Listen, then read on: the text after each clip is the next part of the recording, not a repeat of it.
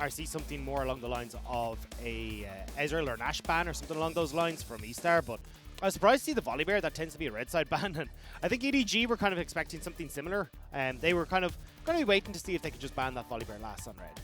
Yeah, they're going to go for the set ban instead, and it means that the AD carries you mentioned before are going to be available for eStar if they want to start this one off strong. And Ashe has been a very solid first pick recently in the LPL. Just a good amount of long-range engage, very safe AD carry, ticks a lot of boxes. Exactly, and that's why she has risen to priority so much, and she fits into pretty much every style of composition. You don't really have any issues with her. On the upside though, EDG will be looking to lock in that Lee Sin for JJ. It's been his most played. This will be a 14th game on it if it does get locked in, and I wouldn't be surprised to see this taken. Okay, well, I was going to say alongside something maybe like an AD carry or a support there, but they are high prioritizing this Twisted Fate. Pick away from FunFun as well, but definitely one that Scout has seen some impact on. And already, if that Lee Sin is locked in as well, these two picks alone are screaming mid-game to me, Dagda. We've got a Twisted Fate that wants to get around the map and a jungler that wants to snowball with it. Certainly so, and I think then we got to look at what they want to pair this with as an AD carry, because when you tend to see something like this Twisted Fate, you want an AD carry or a jungler that can provide some sort of wave clear, because you want your Twisted Fate off the side lane. Same when it comes to Xiaoshang. So I'll be curious to see what they do lock in for the AD carry. This is something EDG, by the way, whenever we do see this Twisted Fate, love to pair it with the Camille. So they may even forego the AD carry here, blind pick the Camille, and they like to have Scout play through that top side of the map with Xiaoshang. Well, with the Karma there, they're going to go for an Olaf in the jungle for Wei, which is not something that we see all too often these days, to be quite honest. And it's not actually something that Wei plays particularly either. He's not played it at all this split leading into this game. It is something that he played a lot in Spring though, and he looks really, really strong, and it of course fits that style that we're talking about from eStar, wanting to get out onto the map, have that impact in the early stages, particularly down towards that bottom side of the map with Wink and Xiaoxi. That tends to be where we see the impact from Wei, but there we go. We were talking about, hey look, when this Twisted Fate is taken from Scout, they love to pair it with this Camille pick, and that's what we're going to see here. EDG playing heavily through that top side of the map. And this is Xiaoshang's most played top laner as well. The Camille sitting tied with Renekton on 4 picks each, but this will be the 5th pick, so now Camille very much the top pick for Xiaoshang. Into the bans though, it's going to be Ornn removed from the side of EDG. And I imagine it'll be 280 carries here from the eStar side. Something like an Ezreal could do particularly well here, and something Hope has played a lot of.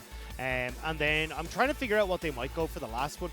Hope has been fine playing this on hit Varus, and potentially to take that away because it does do well, relatively well into the Ashe, and as well you've got some great wave clear, which is what we were talking about that we want to see on EDG's side, but looks like they're okay leaving it open. Yeah, they're going to leave it for now at very least, but we'll have to see where they go with that AD carry pick that looks like it's going to be next, since they're flicking through about 1 million different AD carries.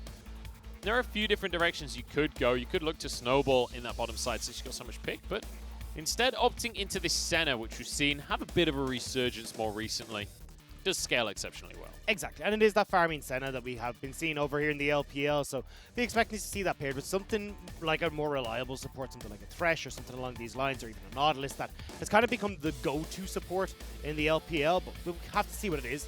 When we look over the A-Stars lineup though, Mordekaiser potentially going, there we go, into that Camille on the top side of the map, so does relatively well in those kind of level 5 to 9, 10 levels, and then starts to lose the matchup a little bit there, so I wouldn't be surprised to see Wei try to put some attention towards this top side just to help out and solidify a nice lead for Xiaobai. Whereas now we're looking to see, actually, could be the Karma going into the mid lane for FunFun as Xiaoxi's hovering the Thresh. We'll have to wait and see how this one's all going to pan out, and it is going to be Xiaoxi on that Thresh, so looks like the FunFun will be taking the Karma to the mid lane. It's something we've seen a little bit Ashe Karma as a duo when it comes to being carries as well. We'll see how that's going to work out for eStar now. EDG looking to round out this composition with their support. And I mean, the Nautilus for Mako, this is stock standard for EDG. So the interesting thing on the eStar side is they've got a lot of control in the early stages of the game. You've got a Mordekaiser that can do relatively well into the Camille, as we talked about. You've got the Karma who can shove in this Twisted Fate to a reasonable extent. Does struggle with mana at some parts, but should be able to keep Scout in check for most points of the game. And you've got a winning bot side of the map here for Wink and Chelsea. So I'm going to be watching to see how EDG, as we already mentioned, eStar love this early game aggression. They contend with it with the current setup that they have. And if they can unlock Scout and Xiaoshang to actually start using these side lanes, get that tempo in their favor, and then get to the late game where Camille and this Senna can scale to. It does feel a little bit like a race, doesn't it, in this game, where we've got these mid laners that realistically want to be playing around other players. We've got aggressive junglers on either side.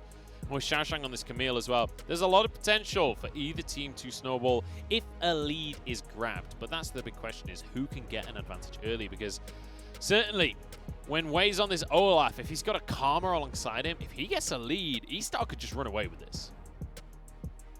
There's a lot of here that eStar have the potential to start running away with the game with this. I mean, the Olaf, as you talked about, Wink can also do a lot of work down from the bottom lane on this Ashe. So I'm curious to watch and see how this one plays out, because when you start to look towards that 1 item to 2 item spike, you've got a Karma who's building a lot more of these utility items, so she gets to those items incredibly quickly. Ashe spikes super hard off that Blade of the Rune King. Same with the Olaf. He's going to be super strong when we get to these skirmishes. So I think eStar here, if they can set themselves up for a strong early game, can get into the mid game, get a lot of these early dragons and Rift Heralds and start that snowball rolling. And EDG have to be super careful about that, trying to use Scout as this person who can either shut down those plays before they kick off for eStar, or be used to put out fires with that Destiny getting across the map and helping out a squad. That would be the big question, is can that Destiny be used proactively, or is it going to be used to stop the plays from eStar? Because those are two very different styles of Destiny, and those are two very different styles of early game as well. We'll have to wait and see what EDG have up their sleeves, but based on their recent performance, it's been feeling good for EDG. 2-0 over LNG, 2-0 over BLG, and then to top it all off, 2-0 over V5. Things have been looking good as JJ now gets invaded at level 1. It's just going to be a ward down, so they know exactly what this Lee Sin's going to do to start the game off. And the 2-0 against V5, coming back to your point, was with one of them was with this composition. It was Xiaoshang and Scout both playing these side lane split pushers, where it was incredibly hard to try and keep up with EDG. So I'm curious to see now how eStar will fend against this as we start to move in towards those later portions of the game. eStar certainly feel like they're on a clock in this game before those side lane pushes just get too strong from EDG. That's going to be the question, is what does eStar do about it? I said before that we could well have a series of push and pull here across the course of these games, because eStar have been known for this early aggression and snowballing for their victories. Although the victories have been few and far between, a lot of it comes off of the back of Wei. He was complimented a lot in spring as well as really one of the driving forces for eStar. And I mean, it was rightly deserved. And even now, he's the one that's kind of setting up a lot of these plays in the early points of the game for eStar. Like when we talk about eStar having the best early game in the league, the reason is because they've the second highest blood percent in the league at 63%. They are the first in first tower percent at a 68%. And a lot of that is coming off the back of Wei either working through this bottom side of the map, or they're finding fights around these early objectives where they can start to turn them in towards advantages. So expect eStar again off the back of Wei, especially on a pick like Olaf, to start getting aggressive, and you can see it already.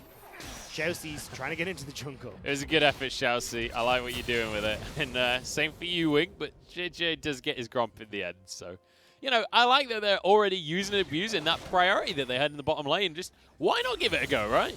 Exactly, and now you can start to have Wei come in towards this river, pick up the Scuttle Crab for himself, use that priority that Wink and Xiaoxi will have for the majority of this game, and they can start to get some evasion, get some control down in this bottom side, turn that into dragons. The only thing they have to be careful about, as we talked about, is Scout.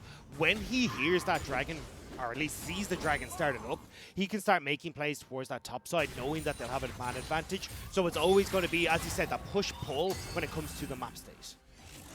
Xiaoxi makes an attempt in the bottom side, and you can expect that all lane long, because Xiaoxi, there's a reason that we talk about his Thresh. This is the pick that he realistically made his name on eStar, and you expect him to try and continue that trend, finding those hooks on the bottom side. But Wei has moved down to the bottom side, went for the Scuttle Crab, realizes there's no camps and will have to reset now. My question will be, where is he going to make his way onto the map next? Because we've got Drake spawning in just over a minute's time, and JJ going to be taking control of the top half of the map for now.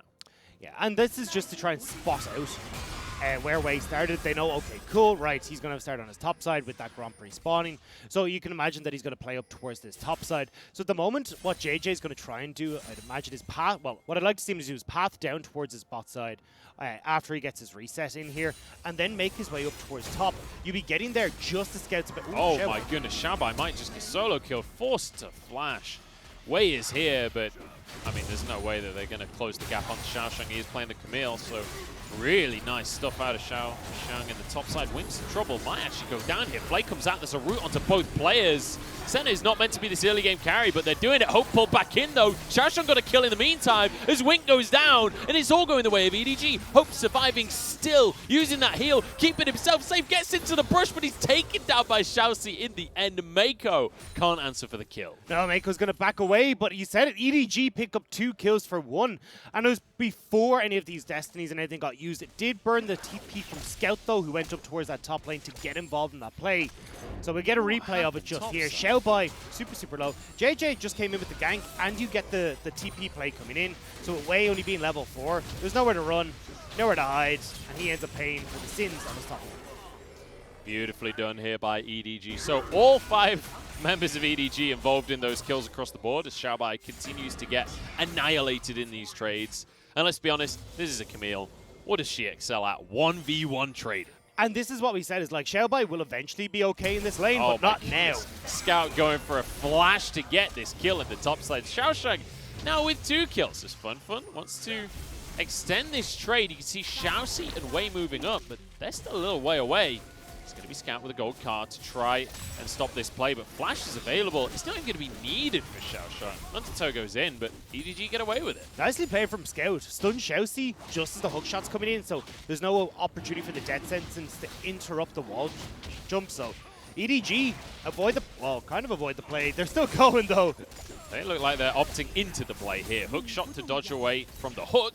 That's going to be a stun on Xiaoxi. He's going to take a turret shot here. Barely gets out with his life. In the meantime, Dragon's going down. In the meantime, there are turret plates probably being taken on the bottom side as well. Xiaosheng still surviving all of this. And EDG are going to look to try and turn that play around. Wink has no flash from that last play. Poor Wink. This is not fun for him. He's going to go down, and JJ gets the kill.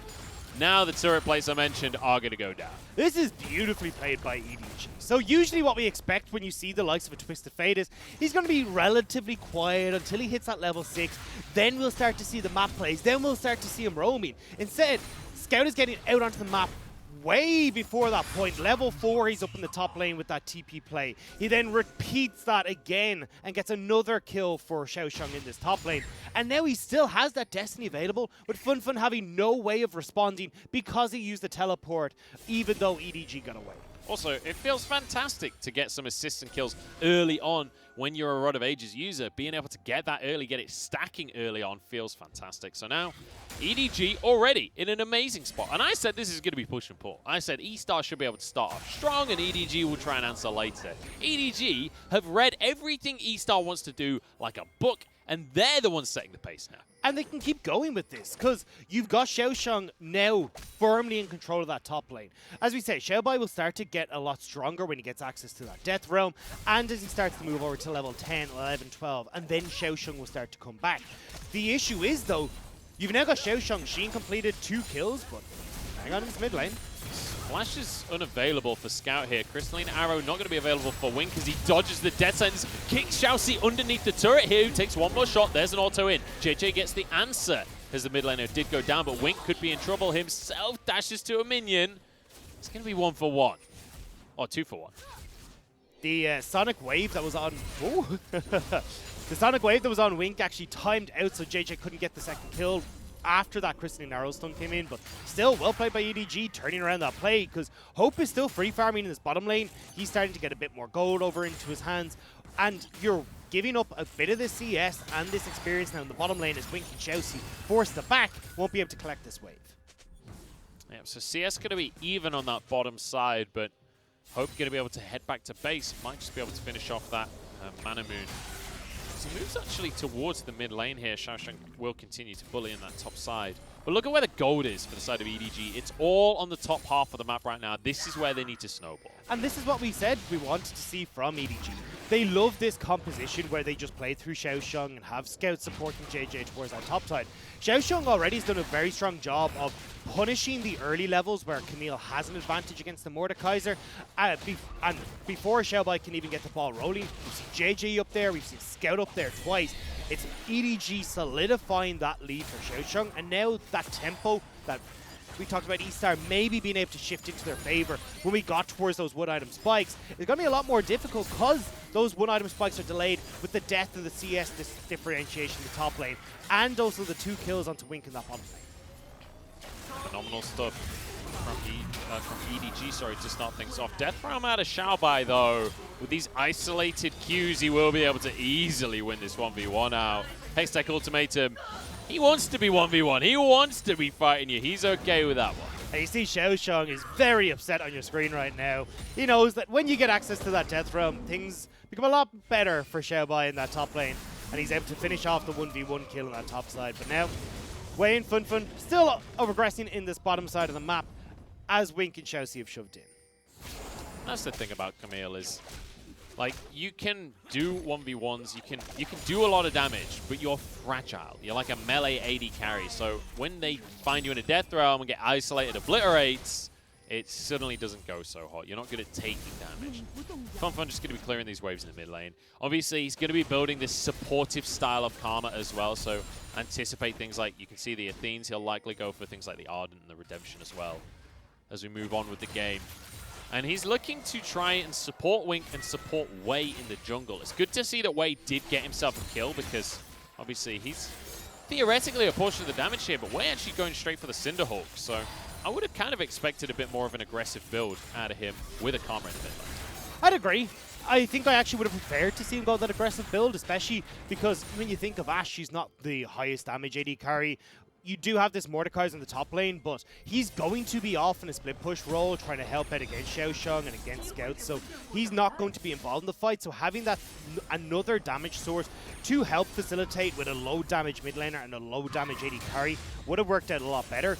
You don't have to worry too much about the extra life that you'd need coming from Cinderhug, because you've got Funfun for shields, you got Xiaoxi who can help reposition you in team fights as well. You can play very aggressive as Wei in these fights thanks to the double support comp that you have.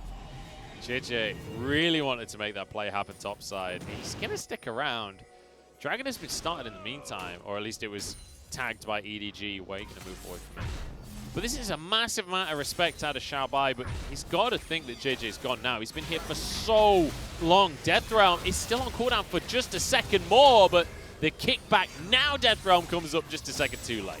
And that's the thing about Lee Sins. Lee Sins have no problem sticking around that little bit extra because they know they're eventually going to fall off. They're not going to have the same impact in these games, so they need to get the ball rolling, and that's exactly what they're doing through this top lane. They're getting the Rift Tower rolling right here. As JJ drops that one, they're going to take the first tower of the game. They're going to get themselves a 2,000 gold lead, and they're going to look for some more as well, as Xiaosheng accidentally takes a tower shot. With the second charge, with a Camille and a TF here, they can finish this extra tower off. This is a nice advantage for EDG.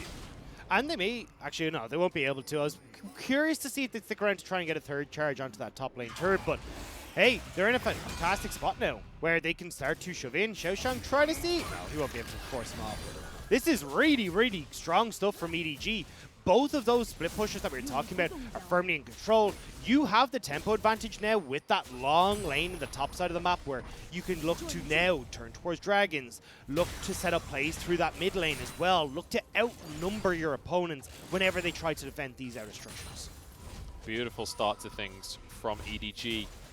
And obviously, it was eStar that grabbed the Drake while the shenanigans were going on in the top side. So they got themselves an Ocean Drake. It is going to be Cloud Soul this game, so you know, it should still be a decent amount of priority over the Drakes, but it's not going to be a soul that ends the game by itself. Still, though, just pretty nice when you look at both these sides. So obviously, just getting a couple of clouds lined up for the likes of Scout, more access to your Destiny, more ways to play through the side lane. And then when you look over at eStar side, well, Karma, she's got Mantra up all the damn time. When you look at Wei as well, that extra speed up from Ragnarok is super good. You have this extra movement speed now to get into fights. So definitely eStar, I think, will be trying to prioritize that, whereas EDG would just love to get some of these Cloud Souls. That 10% CDR would work wonders for every one of their comp. EDG looking to push the tempo a little bit here. Wei going to grab his red buff, but it's a good amount of warding coming out. So Wei would look to clear some of this. FunFun going to be stunned. Arrow goes wide as everybody just jumps straight on towards this Karma. Kick comes out. Dawn of Shadow not even needed there, but it's shields across the team now as they continue the fray. Wink going to be knocked up by the Dredge line, but it's Mako that has the stopwatch to keep himself safe. Xiaosheng in the backside in the death realm right now, but it's Xiaoxi having to run away as his Wei. Xiaosheng gets out with his life. JJ's not done chasing just yet as Wink has to flash out of the play. EDG just dominating the team fight. And JJ's still looking for more, but he will be forced to back away. Easy pickings from EDG. Such a good setup from themselves to make sure that they're able to get the pick on towards FunFun. And by the time the Enchanted Crystal Arrow that missed and then Wink and Xiaoxi show up, there's just nothing left, and EDG are able to win it. Beautiful stuff here from EDG. This is the kind of play that we wanted out of them all split long. This is what we were waiting for, and it has really been towards the end of the split. We've got to see a bit more out of this organization, a bit more out of this squad. It feels like Scout especially has really come alive in these last few series. Exactly, and it's heartbreaking when you look at EDG because although they're performing super well now, as you talked about, Scout looking great, Hope is starting to look good as he does dodge away from that. Xiaosheng really stepping up in these side lanes with the picks like the Camille that EDG have been favoring. But this is an organization that is such a decorated history when you look at like 5 domestic championships, 1 MSI championship. The last year was the first time in the organization's history they didn't make Worlds. This is the first time they haven't made playoffs. Like, it feels like it is a downward slump for EDG, but we are hopeful when we see them with performances like this and that we've seen over the last 5 series. Yeah, it's hopeful for next year of what can be to come here for EDG. As Hope and Mako now trying to defend in the mid lane because Herald's been dropped and eStar grouping is 5. They want to make something happen. They want to find an opportunity for themselves here. Root comes down onto FunFun though. That could be an opportunity as JJ trying to find a way in. Scout on the side of the plate as well. They're going to go in with a Hextech ultimate. Wink is already gone and Xiaosheng flashes out for his life. JJ is large in this game, let me tell you. That's going to be a kill for Xiaosheng. FunFun and Xiaobai just left wondering what happened. And now you've got picks across the board as EDG. You've got Scout who's moving down towards this bottom side to crack open that tower. Dragon in 45 seconds, and Hope is putting on pressure in this mid lane with JJ stealing away camps. EDG are looking amazing. Smart comes out from JJ to grab the chicken as well. 6-0-3 on this Lee Sin. I'm surprised JJ keeps getting this. Like we were saying, this is his 14th game on Lee Sin. His next highest is 3. That is how much priority they put on this pick because he looks so good on it. We see it here in this where you've got a great setup with the double flank from Scout and Xiaosheng. JJ picks up his first kill there. He's right back into the team fight. Second kill for him on that. And from that point on, with 2 people already picked off, where do you try and run as eStar? FunFun and Wink don't have enough damage to try and solidify the rest of this. Wei is trying his damnedest in these engages, but there's just too many moving parts for this Olaf to consistently DPS any of the cards. And now the snowball continues to roll because Dragon has spawned on the map. Dagda, it's 4-11 on the scoreboard. We're at 17 minutes in. EDG already have themselves a 5,000 gold lead. Realistically, I don't see a way eStar can actually contest this Dragon. And this is not what I expected from eStar at all, because we said, hey look, eStar have the best early game in the LPL. Those first 10 minutes from eStar are a menace, where they will consistently be diving your towers, playing aggressive in lanes, making sure they're getting every single advantage that they can work with. And a lot of that comes from Wei, who plays through both Wink and Xiaoxi mostly, but we've seen him teeter up towards Xiaobai on the top side of the map as well. But this game has just been EDG from the get-go, not allowing eStar any sort of presence on this map by Scout roaming early and JJ reading Wei brilliantly. And now the red Xiaoxi as well is going to be locked up, stunned up, taken down.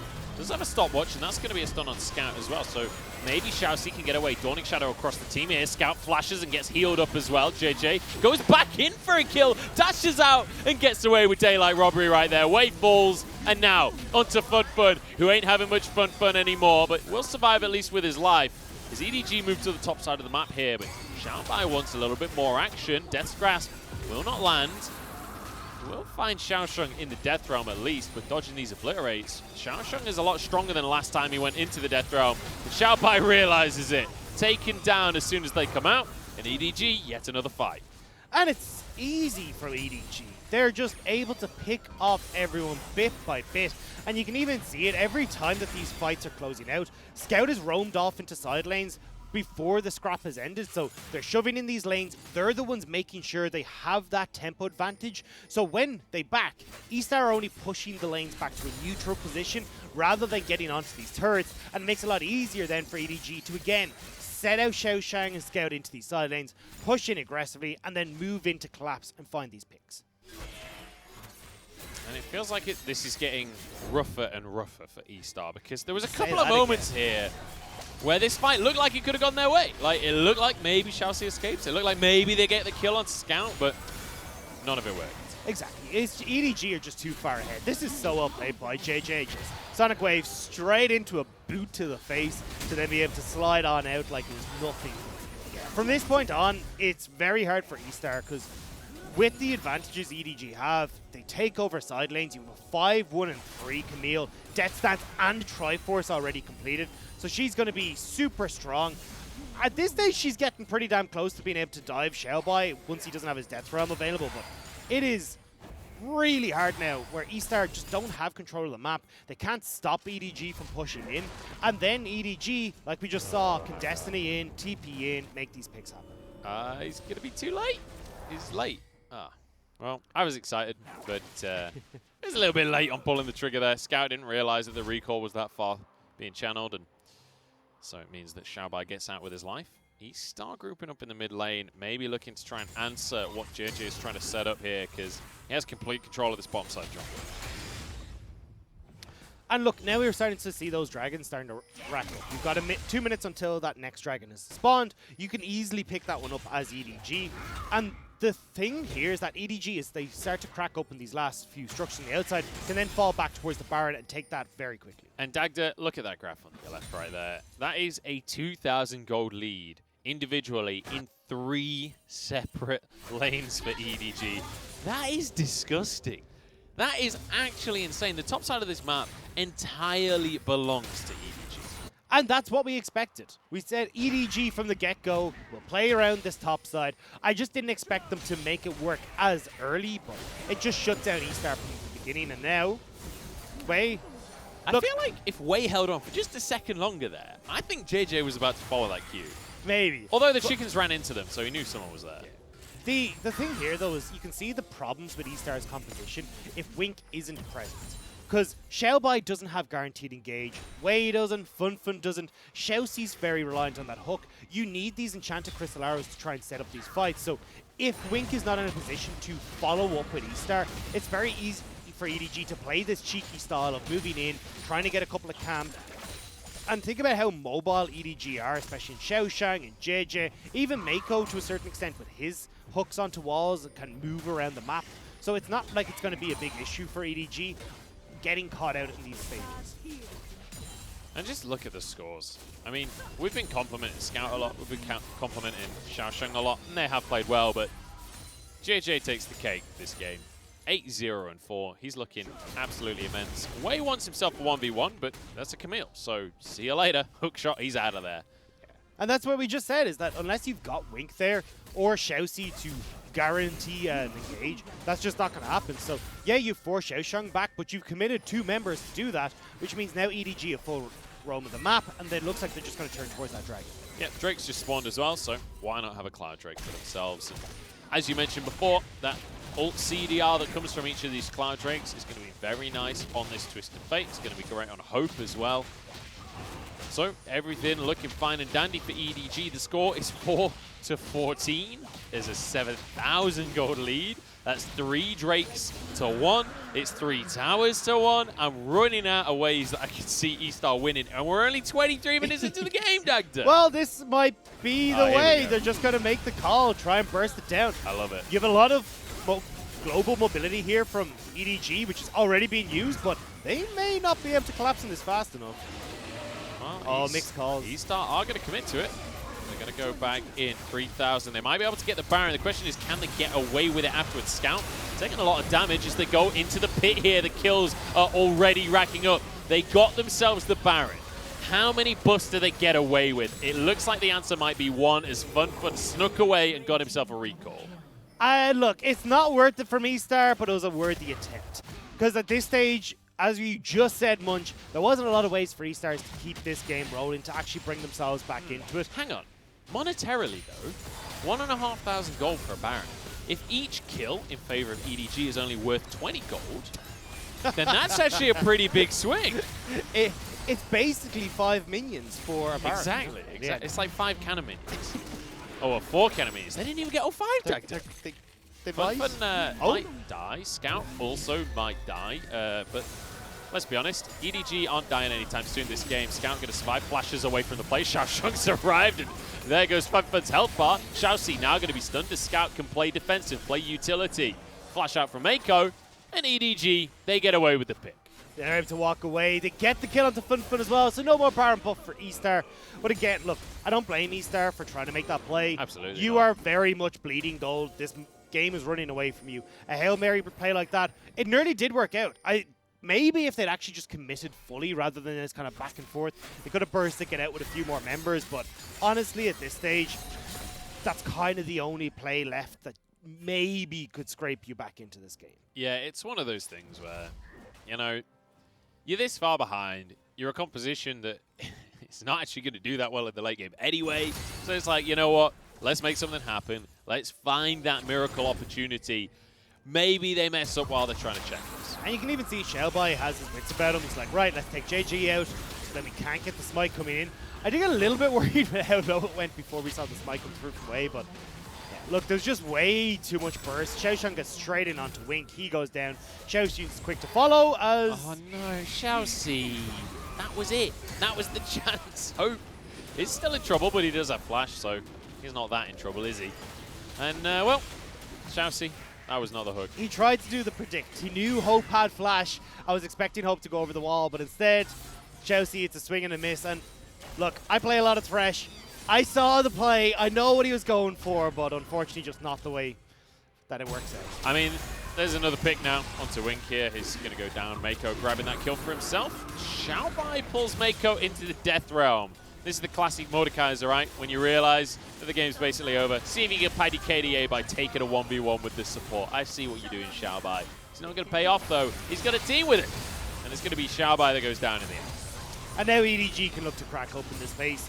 You've only got FunFun, Wei, and Xiaoxi left. You've got a little bit of wave clear on FunFun. Maybe he can stop these waves from coming in, but I'd imagine EDG are going to start splitting out. You can see Scout TPing in towards the bottom lane. They want to spread as much pressure across these lanes to stop FunFun from defending. Yeah, and the fact that eStar basically can't, they couldn't 5v3 right now, so why not take 2 towers at the same time, right? Because it's not like eStar can do out about it. That's 2 open inhibs now.